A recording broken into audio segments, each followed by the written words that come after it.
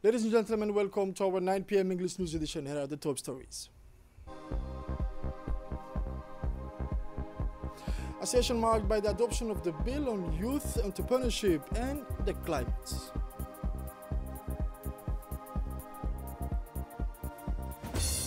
For the international news, heat waves will become our daily reality. The United Nations warns. The details now, ladies and gentlemen. French President Emmanuel Macron, in a telegram address to the head of state, His Excellency Mr. Ismail Omar Guelleh, on the occasion of Djibouti's Independence Day celebrations, conveyed his warm congratulations to the President and the people of Djibouti. I am pleased to extend on my own behalf and on behalf of the French people my most sincere wishes to your country and to all Djiboutians, stated the French President. President Macron took this opportunity to express his appreciation for the quality of the exchanges and cooperation between the two nations. France and Djibouti share a strong and warm relationship. The closeness of our cooperation is reflected in the number of quality of projects we carry out together, he wrote, noting that the past year has allowed both countries to further strengthen the deep relationship of friendship and trust between them. Our discussions have given me the opportunity to express how deeply I value our cooperation, and I am pleased with the excellent working relationship we have developed. He added, highlighting that both countries have been working in recent years to expand their ties to include bilateral economic cooperation as well as opening the partnership to strategic areas such as space. President Macron also used these measures to express his satisfaction with the renewal last year of the Defense Cooperation Treaty, which binds the two countries, and praised the series of fruitful recent collaborations between France and Djibouti. Our partnership is growing stronger in response to global challenges, especially in finding shared solutions to environmental, economic, and security consequences caused by climate disruption, he emphasized. In this context, he cited the joint initiative around the Doctoral Alliance for Climate Change Adaptation as a new strategic partnership forged between the two nations.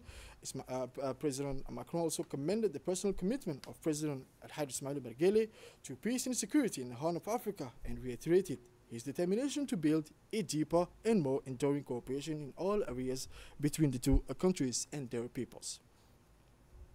In addition to the French President Prince Albert II of Monaco, President Denis Sassou of Congo, President Rashad Al-Alimi of the Presidential Leadership Council of the Republic of Yemen, President Lee Jae-myung of the Republic of Korea, and President of Mongolia, among others, also sent congratulatory telegram to the head of state on the occasion of Djibouti's Independence Day. And now, as I mentioned on the title, as part of the 2025 Extraordinary Parliamentary Session, the National Assembly hosted a series of key institutional meetings this Thursday. Part of the extraordinary session of Parliament for the year 2025, the National Assembly hosted a series of major institutional work on this day of July 3, 2025, in accordance with the provisions of Article 12 and 21 of the Rules of Procedure of the National Assembly. The Conference of Presidents was held this Wednesday, July 3, 2025, under the chairmanship of His Excellency Dileita Mohamed Dileita, the Speaker of the National Assembly, as part of the work of this extraordinary session. The government was represented on this occasion by His Excellency Abdul Qadir Kamil Mohammed, Prime Minister, as well as by Mr. Hassan Omar Mohammed Burhan, Minister of Defense in charge of relations with Parliament. On the parliamentary side, the following took part in the proceedings: the first Vice President and second Vice President of the National Assembly, the President of RPP Parliament Group, the chairs of a standing committee, the General Rapporteurs for the budget, as well as Mr. Ismail Goulad, Secretary General of the National Assembly. The sole purpose of this meeting was to decide on Bill number 182E and 259L, ratifying the financing agreement relating to the youth entrepreneurship project for adaptation to climate change, which was examined under an emergency procedure. Following the deliberations, the conferences of President approved the transmissions of Bill number 182E and 259L for considerations by the Foreign Affairs Committee. The Parliamentary Foreign Affairs Committee, chaired by MP Abdurrahman Awali Yassin, held an important session to discuss a draft law concerning the ratification of a financing agreement for a project focused on youth, entrepreneurship, and climate change adaptation. The session was held in the presence of the Minister of Foreign Affairs Committee chaired by the Honorable Abdurrahman Awale Yassin immediately began examining Bill number 182E and 259L, ratifying the financing agreement for the Youth Entrepreneurship Project for adaptation to climate change. The committee's work took place in the presence of His Excellency Muhammad Ahmed Awale, Minister of Agriculture, Water, Fishery, Livestock and Fishery Resources, accompanied by his senior staff. Following its deliberation, the committee issued a favorable opinion on the ratifications of the agreement and approved the transmissions of the bill to the plenary sessions for debate and adoption by the National Assembly.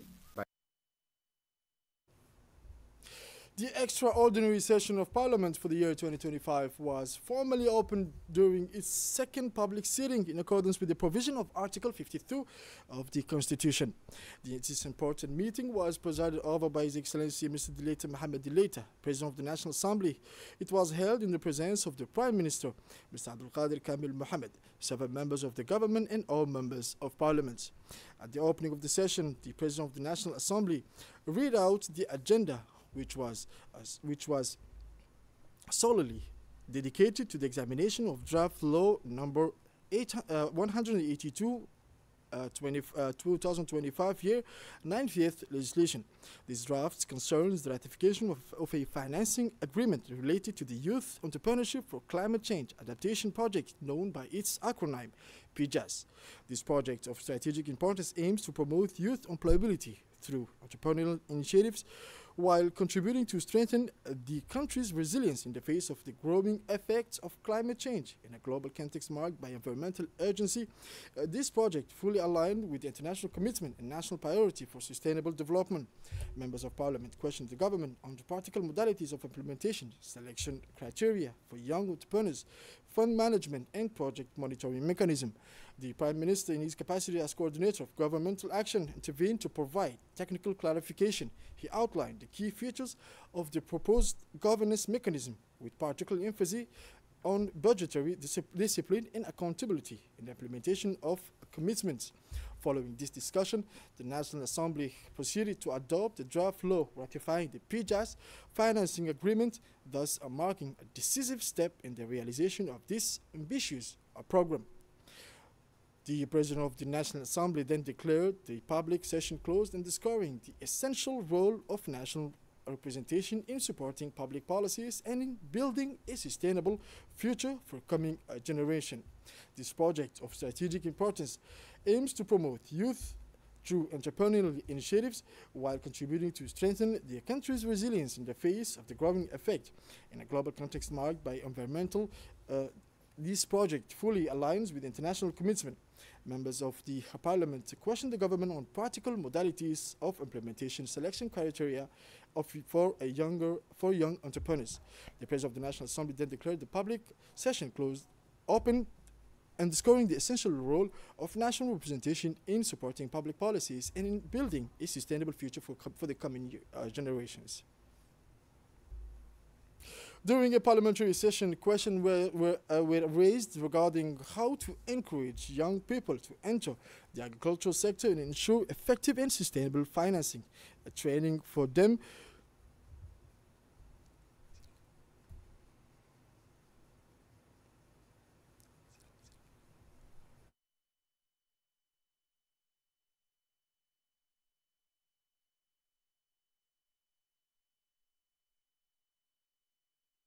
Raised regarding how to encourage young people to enter the agricultural sector and ensure effective and sustainable financing and training for them at university or vocational training.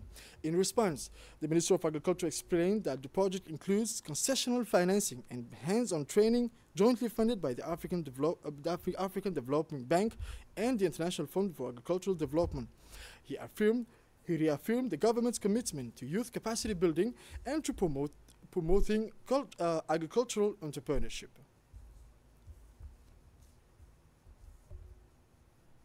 And now in his address, the Prime Minister, His Excellency Abdul Qadir Kamil Mohammed, confirmed that the agricultural support program is funded with a total of $51.3 million and the favorable terms. Le ministre de l'Agriculture vous a parlé de The Prime Minister, in his capacity as coordinator of government actions, spoke today to provide essential technical clarifications regarding the conduct of the plenary session. In particular, he presented the only bill on the agenda subject to an emergency procedure bill number 182E and 2925-9L. This text concerns the ratifications of the financing agreement related to the youth entrepreneurship projects for adaptations to climate change. During his speech, Prime Minister outlined the governance mechanism planned for this project. He particularly emphasized the need for rigorous management of allocated budgetary resources, as well as the importance of accountability in the executions of commitments made by the various stakeholders involved with this approach aims to ensure the transparency and effectiveness of the implementations of PJAC in order to concretely support young entrepreneurs in their adaptation initiative to the challenges of climate change. qui sera mise en œuvre. Je vous remercie. And now the President of the National Assembly concluded the plenary session by congratulating the deputies of the adoption of the draft law, which was passed by a majority vote. The Speaker of the National Assembly, His Excellency Dileita Mohamed Dileita, closed the session by welcoming the adoptions of the bill, which was passed by a majority of he emphasized the essential role of national representations in supporting public policies and building a sustainable future for future generations. He also thanked all the members of Parliament for the quality of the debate and their commitment through the parliamentary proceedings. These adoptions, he said, marks a significant step forward in implementing the reforms expected by citizens. He finally reiterated that the success of this bill will now depend on its proper implementations on the ground, calling on all stakeholders to work closely together. The session thus ended in a climate of trust and determination to continue working in the services of the nation. And now the Ministry of Economy and Finance in charge of industry, Mr. Ilyas Musa Dawale, represented the President of the Republic at the International Conference on Financing for Development held in Spain from June 30 to July 3, 2025.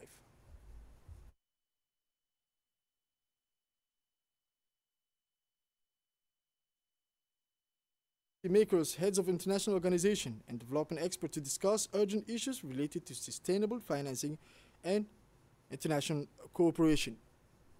Mr. Ilyas Musa Dawale had the opportunity to participate in constructive discussion with his counterpart and partners. Their presence reinforced Djibouti's role in dialogues about the necessity of adopting a more equitable and inclusive approach to international financing. In his speech, the Minister Ilyas Musa Dawale highlighted the urgent need to reform the international financial architecture. He strongly called for adopting an enabling policy for economic financing, emphasizing the importance of developing financing mechanisms fully aligned with the specific priorities and needs of countries. The minister also stressed the importance of enhanced mobilization to promote sustainable development. He emphasized the need to engage in discussion on innovative financing solutions, such as building stronger public-private partnerships and encouraging sustainable investment that directly benefit local populations. As an active member of the international community, Djibouti aspires to be a key player in the implementation of the sustainable development goals. The presence of its delegation at the Fund Financing for Development Conference reflect the country's firm commitment to contributing to a comprehensive solutions aimed at overcoming economic development challenges in an ever-changing world. And now the Minister of Higher Education, Dr. Nabil Mohammed Ahmed, received yesterday at his office in the government palace a high-level delegation from the Comprehensive Nuclear Test Ban Treaty Organization, headed by its Executive Secretary, Mr. Floyd. This is an international organization responsible for monitoring the implementation of Comprehensive Nuclear Test Ban Treaty. Its primary role is to detect any nuclear explosion anywhere in the world and inform the treaty signatory states, thereby preventing further nuclear tests by nuclear-armed countries and stopping other countries from developing this dangerous weapon. To global peace and security. We thank Djibouti on behalf of the 187 countries in the Comprehensive Nuclear Test Ban Treaty. We thank Djibouti for your contribution. And now the Minister of Higher Education, Dr. Nabil Mohamed Ahmed, expressed his appreciation for the efforts of the Comprehensive Nuclear Test Ban Treaty Organization, reaffirming Djibouti's ongoing commitment to the Comprehensive Nuclear Test Ban Treaty.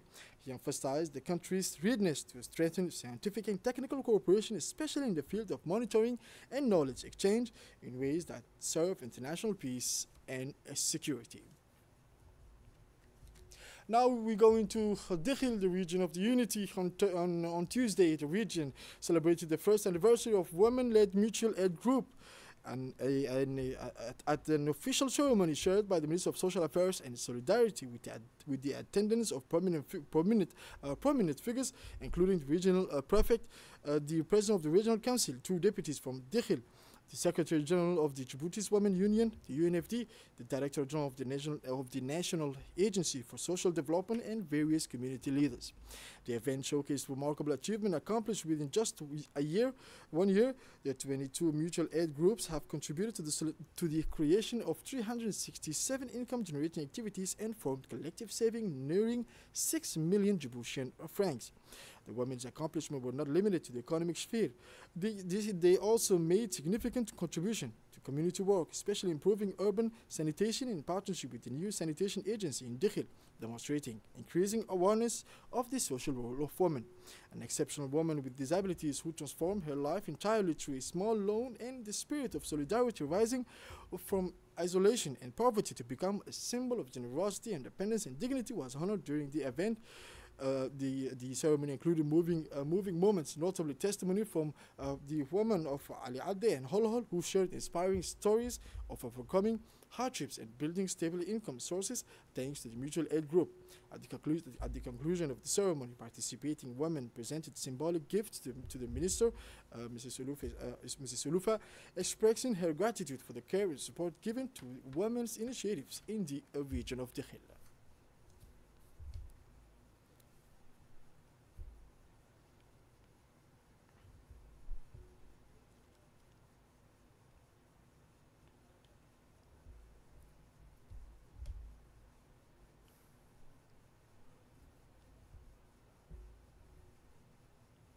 And now the prefect of the regional council said, and I quote, I was honored to participate in the funding ceremony of the mutual aid groups for mothers, and today I am pleased to see with my own eyes the remarkable progress achieved. On such an occasion, it is important to emphasize that this success is nothing but the result of the wise policy pursued by His Excellency, the President of the Republic, Al-Hajj Ismail Margheli, which is being implemented by the Ministry of Social Affairs and Solidarity under the leadership of Minister Ulufi Ismail Abdo, who spares no effort in supporting social and development initiatives. And now the MPs of the region of Dikhil, during their participation in the first anniversary celebration of the Women's Mutual Aid Groups, praised the vital role played by women in advancing the local community. They confirmed that the achievement made within just 1 year represent an exemplary model of economically and socially empowering women. And now the Secretary General of the UNFD emphasized that the women of Dikhil have presented an inspiring model of solidarity and empowerment. She noted that the UNFD will continue to support such women's initiatives across various regions of the interior. And now the Minister of Social Affairs and Solidarity, Mrs. Ulufi Ismail Abdo, praised the role of the women of Dikhil in driving the development process, announcing a new project worth $8 million aimed at strengthening community empowerment efforts in the region. And now, during the celebration, beneficiaries of the mutual aid group shared their inspiring experiences in overcoming challenges and achieving financial independence, emphasizing that solidarity and collective work were the keys to the change in their lives and encouraging the continuation of this path towards a better future. And now the Minister of Energy in charge of natural resources, His Excellency Mr. Yunus Ali Gedi, held a fruitful bilateral meeting with his Burkinabe counterpart, His Excellency Mr. Yakuba Zabre Gugba, on the sidelines of the 50th session of the From Desert to Energy initiative meetings held at Ouagadougou, the capital of Faso. The meeting took place at the Ministry of Energy and Mines of Burkina Faso in the presence of senior officials from both ministries. The two sides discussed ways to strengthen South-South cooperation and expand partnership in the energy and mining sector, aiming for mutual benefit for the peoples of the country. The Djiboutian minister emphasized the importance of exchanging expertise to tackle energy poverty challenges, expressing his country's readiness to deepen cooperation ties with the Sahel countries. For his part, the Burkinabe minister stressed the importance of unifying efforts and knowledge to develop this vital sector and called for the signing of a memorandum MOU to formalize cooperation, exchange expertise, and strengthen future partnership. And now, as part of the effort to combat illegal activities, the mobile custom teams operating at Checkpoint 51 in coordination with military forces at the Hull Army School conducted a specialized operation that resulted in the seizure of quantity of smuggled cigarettes yesterday morning. The team successfully intercepted amongst approximately 27 cartons of smuggled cigarettes, reaffirming their firm commitment to safeguard the national economy. Following the seizure, immediate on-site action were taken, including the destruction by burning of these confiscated goods, sending a clear and firm message of the country's determination to decisively eliminate this phenomenon. Customs authorities work in full coordination with military bodies to dismantle illicit networks and protect the country's borders from such a harmful trade. In a statement, the head of mobile customs team, Mr. Musa Mohammed, affirmed we will continue to pursue and combat such illegal activities until they are completely eradicated. And now for the international news, the United Nations spokesperson for climate affairs warned on Tuesday that everyone in Europe is at risk from the intense heat currently affecting the continent. Claire Nulis from the World Meteorological Organization said at the press conference in Geneva, if you go out without water at midday to run or cycle, you are likely to suffer health problems or even die. Health warnings remained in effect on Tuesday across many European countries. Temperatures are expected to reach 40 degrees Celsius in Paris and remain unusually high in Belgium and Netherlands. And this is it for this 9 p.m. English News edition. Thank you for watching us. Stay tuned for more on RTD.